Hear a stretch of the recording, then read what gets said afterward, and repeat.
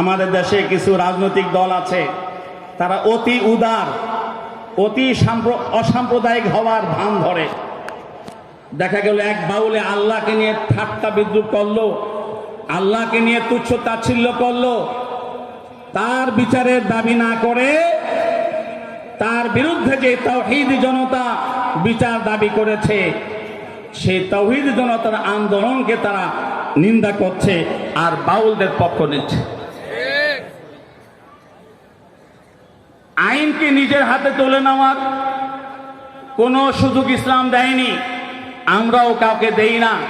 আমরা এই কথাও বলি যে রাষ্ট্র হচ্ছে দেশের সকল মানুষের ধর্মীয় বিশ্বাসের সবচেয়ে বড় আমানতদার। রাষ্ট্রের দায়িত্ব হচ্ছে দেশের সকল নাগরিকদের তাদের ধর্মীয় বিশ্বাসের হেফাজত করা।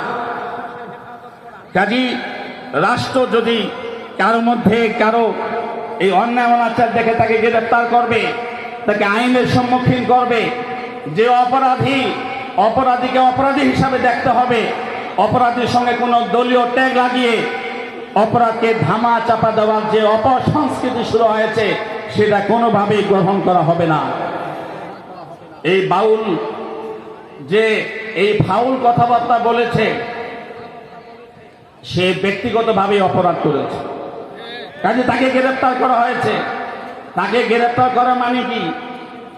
এখন এক বাবরি চুলওয়ালা, বড় বড় বংশওয়ালা আর বড় বড় দাড়িওয়ালা, দেখে রবীন্দ্রনাথ ঠাকুরের মতো দেখা যায়, আবার মাথার মধ্যে একটা সাদা পাগড়ি পেঁচায় লইছে, হে ভাষণ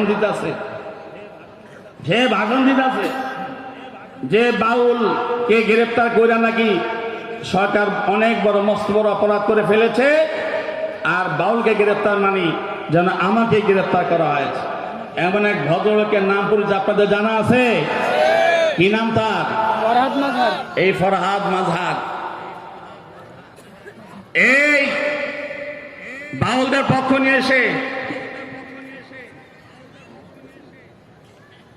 সে বাউলকে নিয়ে এসে নানান কথাবার্তা বলছে, নানান আন্দোলন সংগ্রাম শুরু করছে।